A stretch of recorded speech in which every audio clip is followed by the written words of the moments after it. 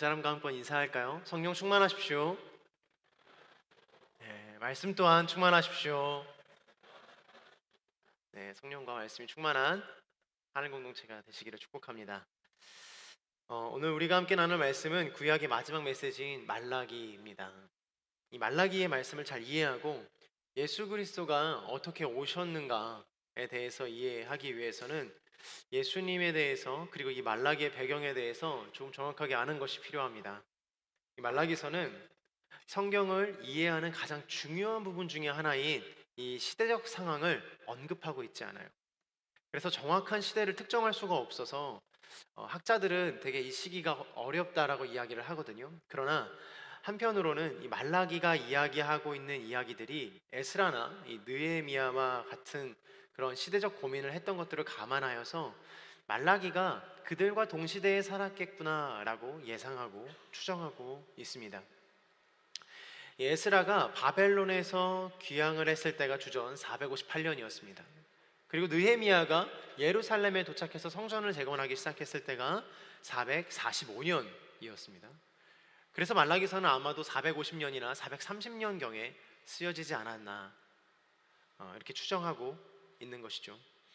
이런 말라기서의 가장 큰 특징 중에 하나가 첫 번째로 성전이 존재하고 있다는 것을 전제로 하고 있다라는 것이에요. 이거 굉장히 중요한 일인데요. 이 바벨론에 의해서 완전히 무너져 버린 이 성전이 이 수룹바벨의 노력으로 다시금 이 성벽이 세워지고 그 시기 이후에 말라기가 기록되었다라는 것입니다. 이는 말라기서의 내용이 이스라엘 백성들이 돌아오기를 바라시고 그들을 책망하시는 하나님이시지만 하나님과의 관계의 회복을 여전히 원하신다라는 것이에요. 성전이 회복됐다라는 것은 하나님과의 관계가 회복됐다라는 것이거든요. 그래서 이스라엘 민족들이 하나님께 범죄하고 하나님을 떠났을 때 그들의 성전이 다 망가졌었어요. 다 무너졌었어요. 근데 하나님께서 다시금 그들과 약속하시고 그들과 언약하셨을 때 성전을 세워주시거든요. 다시금 회복시켜 주시거든요. 예배의 초소를 만들어 주시고 예배로 나아올 수 있게 해주십니다. 하나님께서 그들을 회복시키는 중요한 척도가 바로 성전이다라는 거예요. 그러나 이 성전을 회복하여 예배를 드릴 수 있도록 하셨음에도 불구하고 그들은 다시금 돌아오지 않고 하나님을 경외하지 않았습니다. 이는 말라기 1장 2절을 보면 알 수 있는데요. 혹시 말라기 1장 2절 말씀 준비됐으면 함께 보도록 하겠습니다. 함께 봉독해 보겠습니다. 시작. 하셨다. 내가 너를 사랑했다. 그런데 너는 우리를 어떻게 사랑하셨습니까? 하는구나. 여호와의 말씀이다.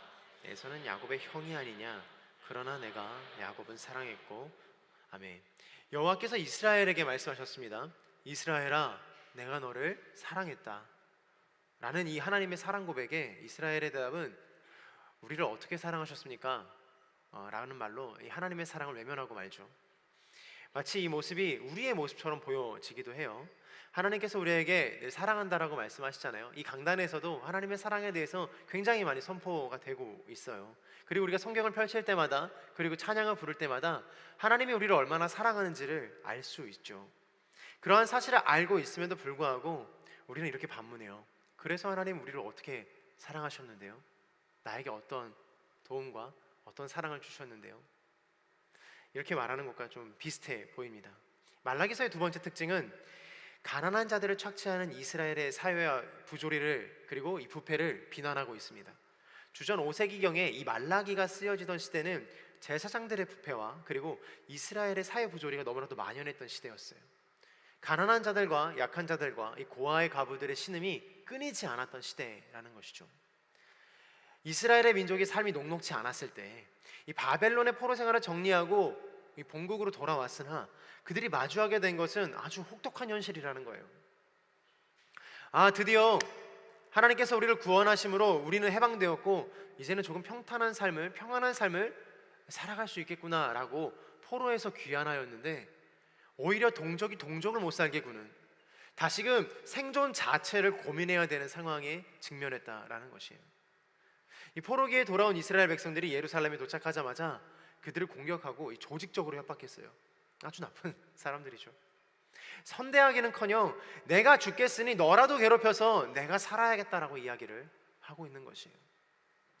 이 제사장들은 그들 스스로 율법들을 어기고 흠이 있는 짐승들로 이 제물을 허용했어요. 이 말은 무슨 말이냐면 구약 시대에 흠이 없는 제물로 제사를 드려야 됐었거든요. 어디가 상처가 나거나 부러지거나 하는 흠이 있는 제물로는 제사를 드릴 수 없었어요. 근데 제사장들이 이때에 흠이 있는 제물로 제사를 드리게 했어요.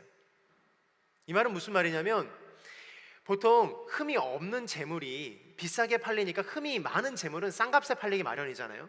제사장들이 흠이 없는 제물까지 바칠 수 있도록 하여 자신들의 소산을 챙기기 시작했다는 거예요. 결국 제사장들은 백성들이 율법을 어기게 만들었어요. 서로가 서로를 업신여기게 만들었고, 제사장들은 백성들을 돈벌이로 보았으며 백성들은 제사장을 존경하지 않게 된 것이죠. 이것이 하나님과 백성들의 관계에도 영향을 미쳤어요. 너무나도 쉽게 예배를 포기하고 너무나도 쉽게 예배를 더럽히고 너무나도 쉽게 하나님을 못 보이고 모욕했어요. 하나님의 나라를 위한 동역은 사라지고 신뢰가 무너졌으며 하나님을 경외하지 않는 나라가 되었다라는 것입니다. 우리는 이 말라기서의 배경을 통해서 이 죄로 물들어 더 이상 소망이 없고 하나님과 등을 돌려 하나님의 사랑이 없다라고 말하는 이 시대에 예수님께서는 어떤 마음으로 오셨는가에 대해서 살펴보기를 소망합니다. 오늘 본문 3장 1절을 한번 다시 읽어보겠습니다. 3장 1절입니다. 시작.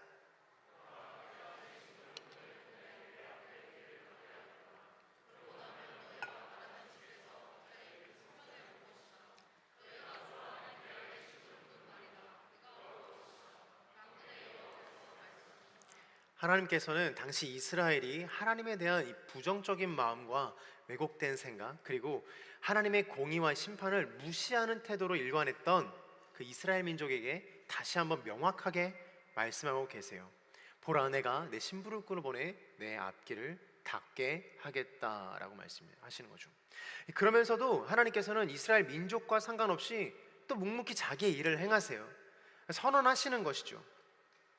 앞에서 나눴지만 하나님께서는 그간 계속해서 이스라엘 민족들과 오랜 시간 동안 싸우고 화해하고 용서하고 또 책망하시고 징계하시는 과정들을 거쳤어요. 수많은 시간들을 이렇게 보냈다라는 거예요. 앞서서 나눴지만 하나님께서는 이스라엘 민족들이 너무나도 많이 하나님을 못되게 보였어요. 그럼에도 불구하고 하나님은 이스라엘 민족들을 사랑하고 이스라엘 민족들이 다시 하나님께로 돌아오는 역사도 있었죠. 대립했고 사랑했습니다. 마치 우리의 신앙처럼요. 하나님을 경외하더라도 언제 그랬냐는 듯이 다시 이방인들처럼 행동했어요.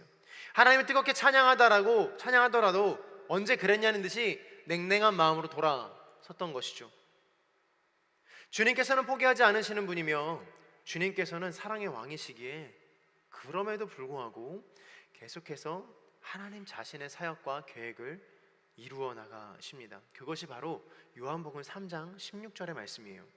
하나님이 세상을 이처럼 사랑하사 독생자를 주셨으니 이는 그를 믿는 자마다 멸망하지 않고 영생을 얻게 하려 하심이라.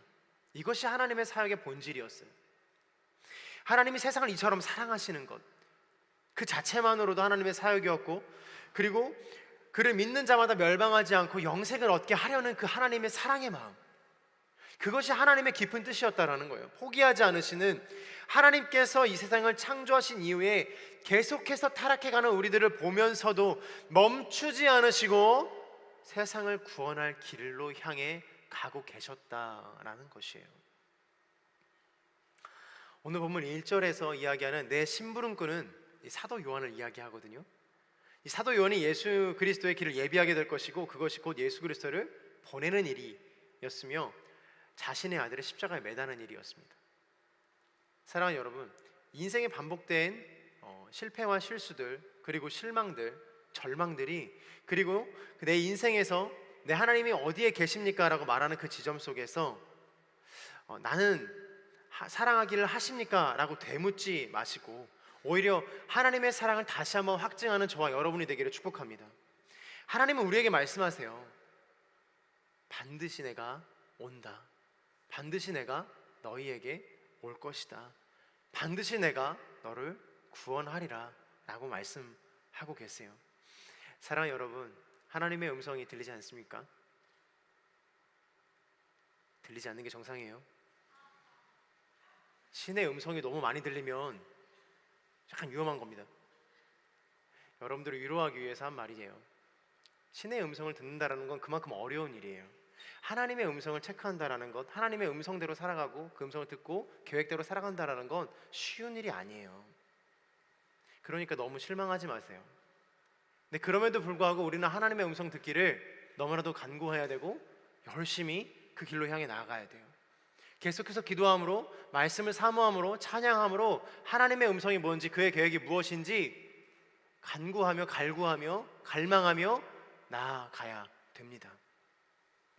여전히 하나님께서 우리에게 말씀하여 주시고 오늘도 언약의 사자로 오시는 줄로 믿습니다. 그런데 우리가 주의해서 봐야 할 부분이 있어요. 이 말씀 속에서 주의해야 될 부분이 있는데 1절을 보면 1절 한번 띄워주시겠어요? 1절을 보면 중간에 갑자기 그 성전에 올 것이다 라고 이야기하고 있습니다. 갑자기 그 성전에 올 것이다. 이 원문을 살펴보면 피트홈이라는 뜻으로 예기치 않은 때라고 이야기하거든요. 이것은 내가 알지 못하는 때에 오신다라는 뜻이기도 하지만 누구도 모르게 은밀하게 오신다라는 말이에요. 그래서 사람들을 놀래키고 막 깜짝 놀라서 막 짠! 하고 등장하는 것이 아니라, 잘 들어주세요, 메시아가 오셔도 알아보지 못할 정도의 영적 나태와 추락을 의미하고 있는 거예요. 갑자기 성전에 올 것이다 라고 말씀하시는 것이 예기치 않은 때인데, 그 예기치 않음이 당신이 영적 나태와 추락을 경험하고 있는 그 순간이라는 거예요. 실제로 예수님이 오셨을 때 이스라엘 민족들은 예수님을 알아보지 못했습니다. 그가 메시아라는 것을 십자가에서 돌아가실 때 휘장이 찢어짐으로 알았죠.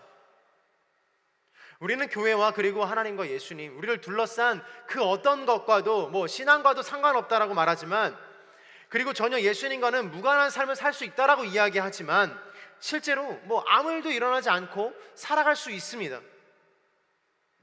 그러나 마지막 때 예수님이 오셨을 때, 그리고 그때가 재림의 때가 아니라 진짜 우리 인생 가운데, 지금 우리가 살아가는 이 시대 가운데 나의 삶 가운데 예수님께서 찾아오셨을 때 우리가 주님을 발견할 수 없을 수도 있다는 거예요. 사랑하는 여러분, 잘 들으십시오. 하나님께서는 언제나 우리의 삶 가운데 불현듯 예기치 못하게 찾아오십니다. 그때가 언제냐고요? 우리가 영적 나태와 영적 추락을 경험할 때라는 거예요. 한 가지 놀라운 것은 그때에도 예수님께서는 십자가의 능력으로 예수님을 발견할 수 있게 하셨어요. 내가 끝까지 주님을 발견하지 못하게 될 때 우리의 인생은 완전히 망가지게 되고 우리의 영혼은 지옥으로 소실될 수밖에 없는 것이겠죠. 그래서 우리는 사랑하는 여러분, 긴장해야 됩니다. 영적인 긴장을 놓치지 않게 되기를 축복합니다. 아멘. 아멘. 이게 굉장히 중요해요. 목사님 주일 설교에서 그렇게 무서운 말씀을 하십니까? 주일 설교에서 안 하면 언제 해요? 언제 이 말씀을 전해요? 영적인 긴장을 놓치지 않게 되기를 축복합니다.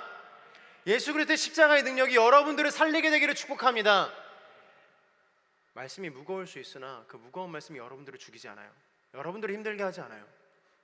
오히려 여러분들을 살릴 것입니다. 우리는 주의 음성에 귀를 기울여야 하고, 언제까지 오늘만, 내일만, 그리고 오늘까지만, 내일까지만 이렇게 이야기하며 사시겠습니까? 지금은 당장 아무 일도 일어나지 않을 것 같지만 우리의 인생의 중요한 날이, 나를 집어삼킬 만한 파도와 풍랑이 불현듯 찾아오게 되면 그 자리에 서 있을 수 없고 멀리 떠나러 가버릴 수밖에 없는 것이에요. 사랑하는 여러분, 하나님께로 돌아오십시오. 사랑하는 여러분, 하나님 앞에 예배하게 되기를 축복합니다. 사랑하는 여러분, 하나님을 사랑하게 되기를 축원합니다. 저와 여러분이 이같이 되기를 원하는데요, 그러한 사람들에게 주님께서 이렇게 말씀하세요. 2절과 3절입니다. 시작. 그러나 그가 오는 날은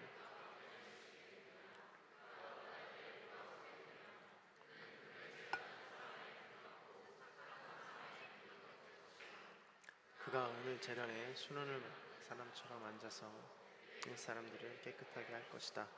그가 금과 은처럼 그들을 재련하면 그들이 여호와께 의로우심을 드리게 할 것이다. 아멘. 하나님께서 이 사람을 끝까지 사랑하시고 포기하지 않으신다라는 말씀과, 그리고 우리가 예수님의 오심을 알 수 있도록 영적으로 깨어 있어야 한다는 것, 더불어서 오늘 말씀이 우리에게 주시는 은혜는 여호와를 경외하는 사람이 순훈을 만드는 사람, 즉 거룩한 사람으로 변화될 것이다 라는 것이에요. 오늘 본문을 보면 여호와의 오시는 날을 누가 견뎌낼 수 있는가 라고 반문하고 있어요.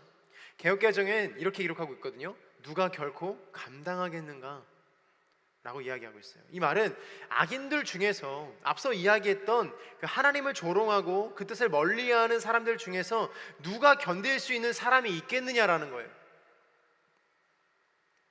너가 하나님을 떠났을 때, 너가 하나님이 없다라고 이야기했을 때, 하나님 나의 인생 가운데 역사하지 않으신다라고 이야기하는 그 순간에 하나님이 불현듯 찾아오면 견딜 수 있겠느냐라고 이야기하시는 것이죠. 여호와께서는 금을 재련하는 사람에 불과하고 세탁하는 사람의 비누 같다라고 여호와를 소개하고 있어요.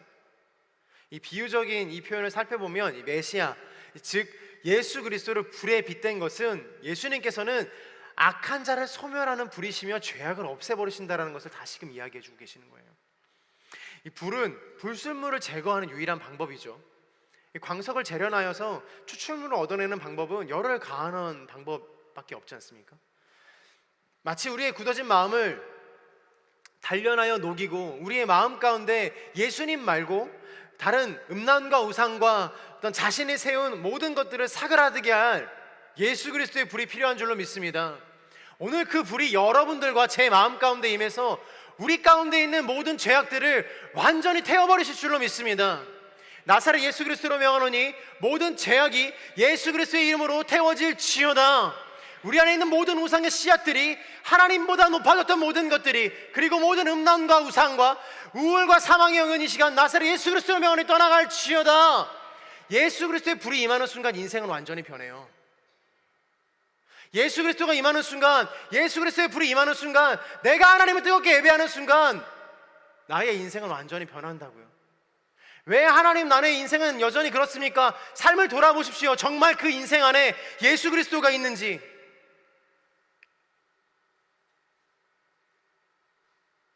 예수 그리스도는 늘 우리 안에 계신다고 이야기하지만 예수 그리스도를 품고 살아가는 사람의 모습은 달라요.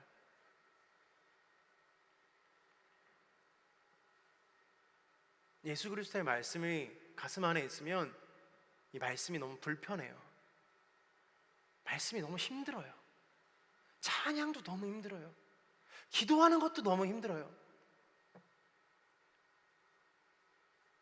그게 예수님이, 성령님이 내 안에 있다라는 증거거든요.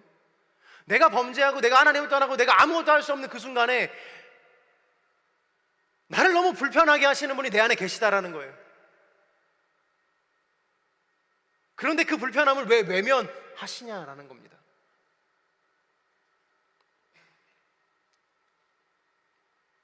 그리스도께서 말씀하시는 대로 살아가게 되기를 축원합니다. 그 그리스도께서요, 얼룩진 우리의 인생을 닦을 것이 이 주님의 손에 들려진 복음이라는 비누라고 말씀하세요. 개역개정은 이 비누를 잿물이라고 이야기하거든요. 이 잿물은 고대 근동으로부터 이 더러운 옷감 등을 물에 완전히 푹 담궈서 오염된 물질을 옷으로부터 완전하게 그리고 철저하게 분리해내는 역할을 했습니다. 결국 우리의 신앙은, 우리의 신앙생활은 어딘가에 적어두세요. 아니면 동그라미나 어디든 좋습니다. 영적인 해감이 필요합니다. 예수를 믿는다고 해서, 예수 그리스도 주라 시인한다고 해서 우리의 영혼이 깨끗하진 않습니다. 내가 이 주일 예배를 드린다고 해서, 죄송해요, 오늘 초신자들도 계시고 마음이 연약하신, 또 마음이 아프신 분들도 계실 수도 있는데, 사실 여러분들 그것 또한 주님의 은혜가 필요하고 주님의 사랑이 필요합니다. 우리 모두는요, 신앙의 깊이와 넓이와 상관없이 이 영적인 해감이 필요해요. 예수 그리스도의 보혈의 피로 말미암아 우리의 영혼이 완전히 바뀌고 완전히 씻겨지고, 주의 보혈의 피로 말미암아 머리끝부터 발끝까지 다시금 씻겨져서 토해내고 토설해내고 하나님의 것들로 완전히 다시금 채워지는 역사들이 필요하다라는 거예요. 내가 예수님의 이름을 믿는다고 해서 죄송합니다, 크리스마스 블레싱 간다고 해서 죄송합니다, 사랑의 사역을 열심히 한다고 해서 내가 하나님의 사람인가? 그렇지 않을 수 있다라는 거예요.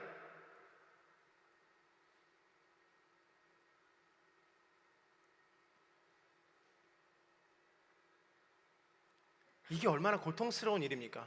사랑하는 여러분, 하나님을 열심히 사랑하고도 내가 사회에서 그리고 교회에서 하나님을 향해 충성되게 살아감에도 불구하고 내 안에 예수 그리스도가 없어서 내 영혼이 영적인 해감이 되지 않아서 내가 하나님으로 말미암아 새롭게 되지 않아서 보혈의 피가 내 안에 없어서 죽은 영혼들 마냥 메마른 영혼들 마냥 살아간다면 얼마나 가슴 아픈 일입니까?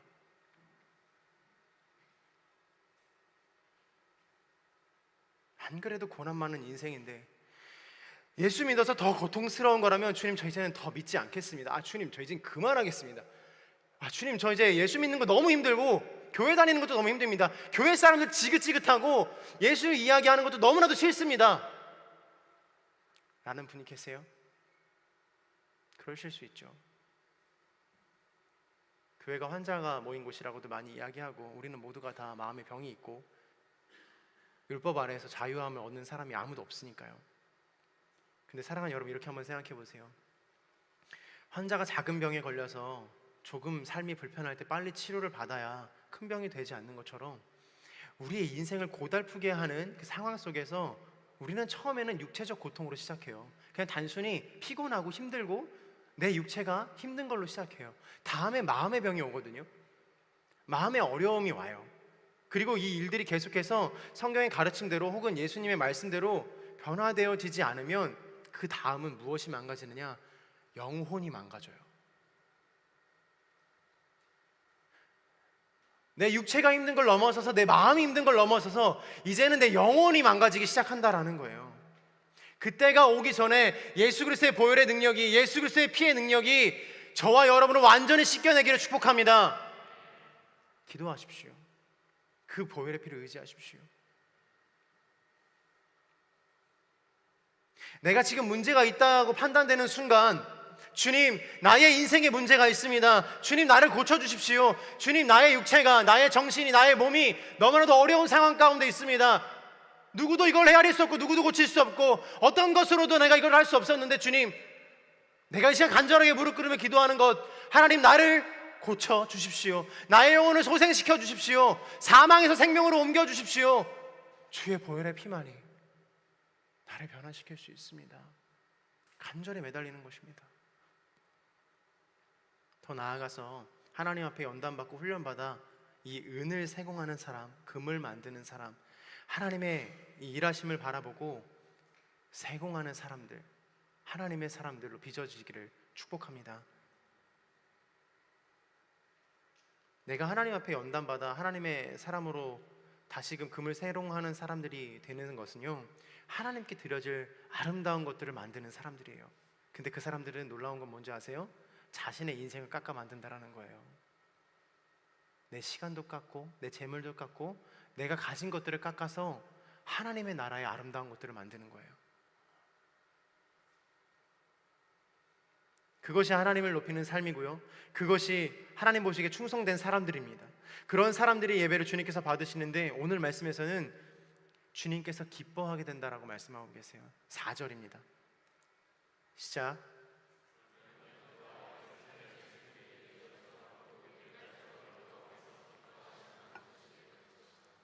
성경은 기쁨의 회복이 있을 거라고 이야기하고 있습니다. 옆 사람에게 인사할까요? 당신의 기쁨이 회복되기를 축복합니다.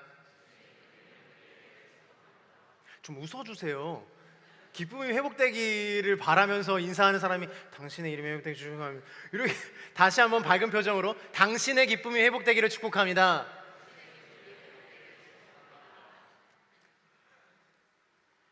여러분들의 기쁨이 회복되기를 축복해요.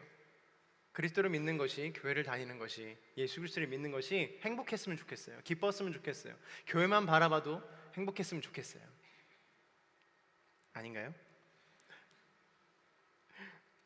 주님께서는 우리의 삶을 이 기쁨으로 받으시기 위해 예수님께서 불과 같이 오셔서 하실 일들이 있다라고 말씀하십니다. 5절인데요, 한번 같이 봉독해 볼게요. 시작.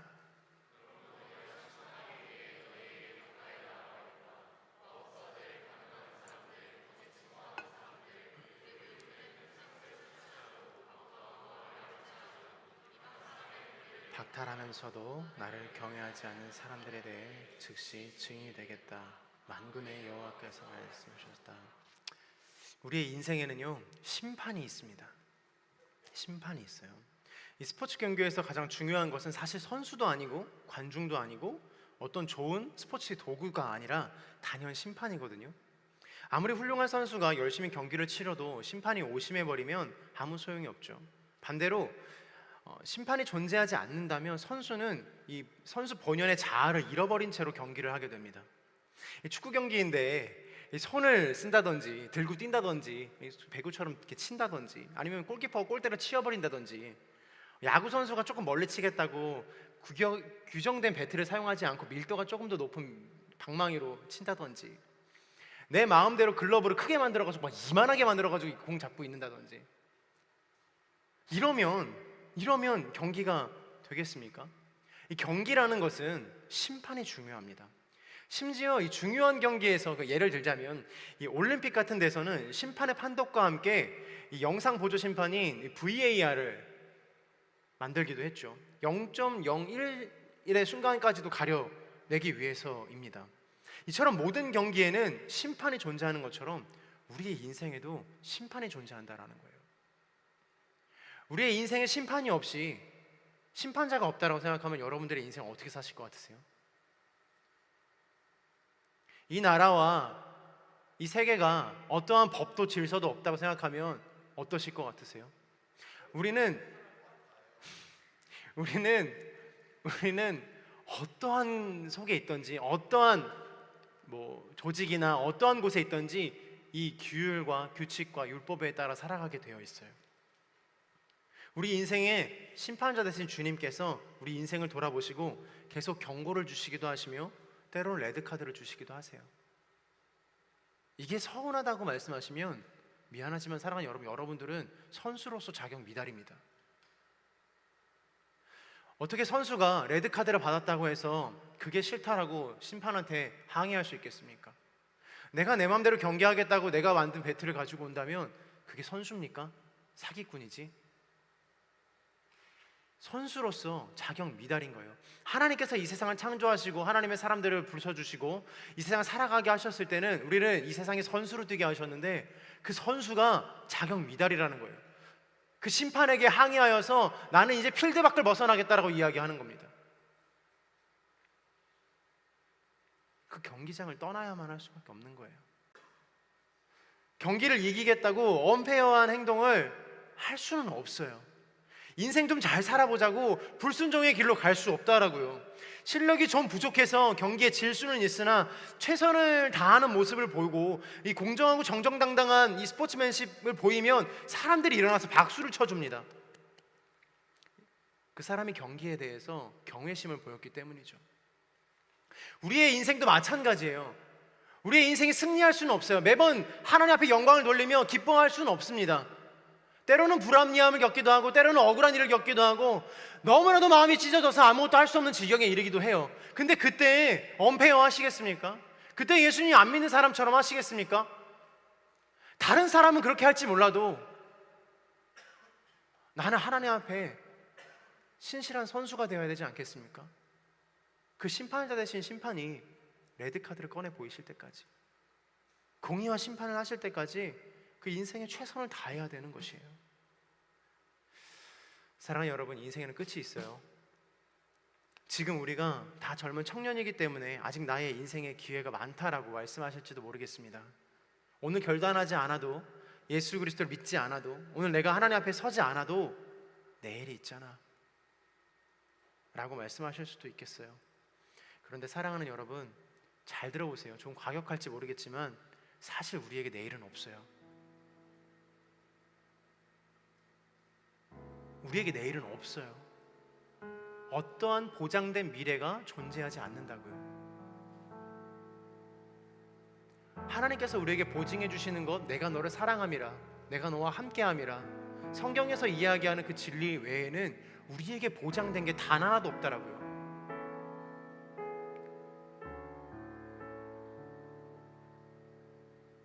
수많은 사람들이 죽어나가고 수많은 사람들이 어려움을 겪고 수많은 사람들이 극심한 고통에 처해요. 부모를 잃는 아픔에 처해요. 제가 얼마 전에 한 지체와 너무 가슴이 아팠어요. 부모를 잃어버린 그 아픔이 아직도 해결되지 않아서 도저히 하나님을 만날 수 없다라는 거예요. 누구인지 이야기할 수는 없지만 저도 이해가 되지 않았어요. 하나님, 이 사람 너무나도 열심히 살았고 하나님 너무나도 사랑하는 사람인데 왜 부모님 데려가셔서 이 사람 신앙 잃게 하십니까? 이 기도가 막 절로 나오는 거예요. 우리에게 내일이 있습니까? 보장된 내일이 있습니까? 보장된 미래가 있습니까? 내가 움켜쥐고 있는 거 이거 내일도 움켜쥐고 있을 수 있냐고요? 모레도 움켜쥐고 있을 수 있냐고요? 다음 주에는 우리가 다시 모여서 예배할 수 있냐고요?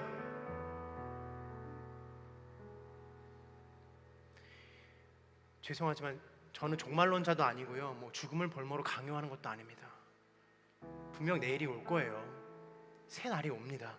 그러나 그 내일이 우리에게는 새 하루를 허락하신 주님께 올려드릴 감사의 제목인 건 분명하다라는 거예요. 그러므로 사랑하는 여러분, 이 자리에 있음을 감사하게 되기를 축복합니다. 내일 아침 눈 떠서 하나님 앞에 감사의 기도를 먼저 드리게 되길 축복합니다. 하나님 감사합니다. 하나님 감사합니다. 나에게 그 어떤 것도 명확하지 않지만 오늘도 나를 사랑하셔서 새날을 주시고 나와 함께 하시고 동행하시는 주님 찬양합니다.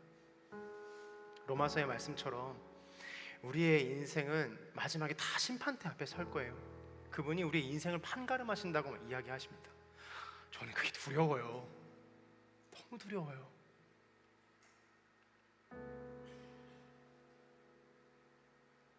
오늘 말씀에서 등장하는 사람이 되지 않기를 축복합니다. 속이는 마법사들, 음란하고 간음하는 사람들, 위선적이며 거짓을 증거하는 사람들, 정당한 대가를 지불해야 함에도 일꾼의 품삯을 착취하는 사람들, 나보다 약한 사람들을 괴롭히며 고아와 과부와 노인들을 압제하는 사람들, 이방의 권리를 박탈하면서도 나를 경외하지 않는 사람들에 대해 내가 심판의 증인이 되겠다라고 말씀하시는 거예요. 그러므로 사랑하는 여러분, 여러분들의 주변에 있는 사람을 선대하십시오. 예수 그리스도의 이름으로 그 사랑을 서로 사랑을 담아 선대하게 되기를 축복합니다. 시대가 어려울수록 빛나는 것이 하나 있습니다. 바로 예수 그리스도를 믿는 주의 제자된 백성들이 빛이 나요.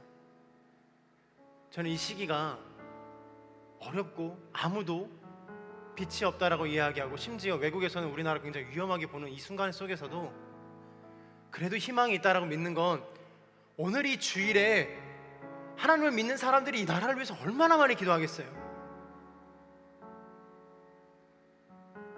그리스도에 믿는 사람들이 이 나라를 위해서 얼마나 많이 기도하고 하나님의 나라를 위해서 얼마나 많이 기도하겠어요.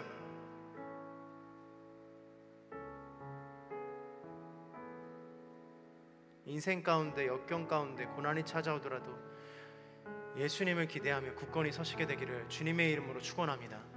우리를 사랑하신 만군의 여호와께서 사랑하는 여러분 오십니다.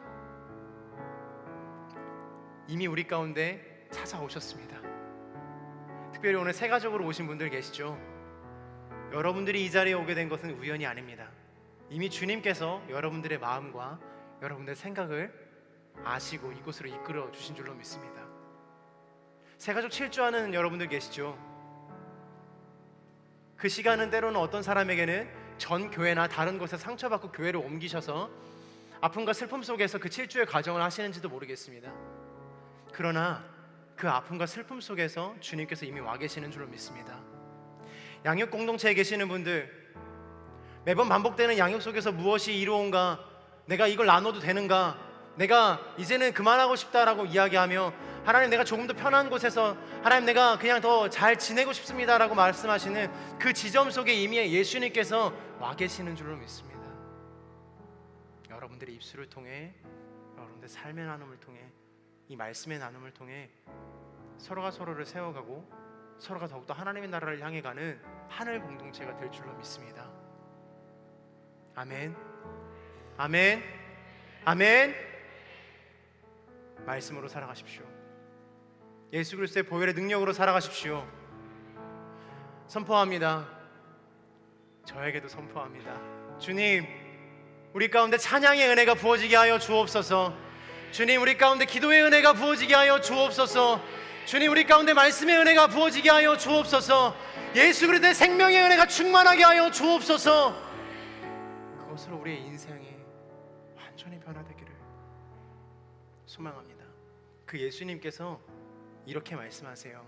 6절이에요. 나 여호와는 변하지 않는다. 그러니 야곱의 자손들아, 너희는 멸망하지 않을 것이다. 이스라엘 백성들이 이 창세기에 등장하는 족장 시대로부터 지금 이 말라기 역사가 쓰여지는 이 시기까지 수없이 많이 하나님을 떠났다가 돌아왔어요. 지금 돌아왔는지도 모르겠습니다. 어쩌면 아직 돌아오지도 못한 것 같기도 해요. 저도 마찬가지입니다. 우리의 삶이 그래요. 죄인 중에 죄인이 나의 인생에 주님이 필요합니다. 예수님이 필요합니다. 예수님의 강력한 임재가 필요합니다. 가슴이 울리지 않는다면 가슴을 막 때려서라도 울리게 하고 싶은 심정이에요. 수없이 반복되는 나의 믿음 없음을 아심에도 불구하고 예수님은 늘 오셔서 우리의 마음을 두드리세요. 너 거기 있니? 거기 있니? 인생의 방향이 되시는 예수님을 만나는 은혜가 되기를, 그 12월이 되기를, 여러분의 인생이 되기를 축원합니다. 함께 기도하겠습니다. 하나님, 예수 그리스도의 은혜가 하나님 오늘 나의 인생 가운데 충만한 줄로 믿습니다.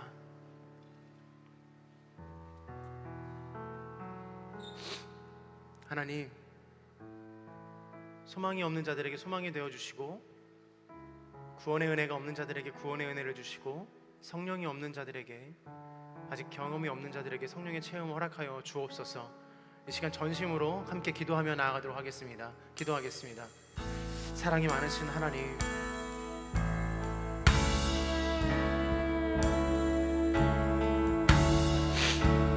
하나님, 간절히 기도하는 것은 예수 그리스도께서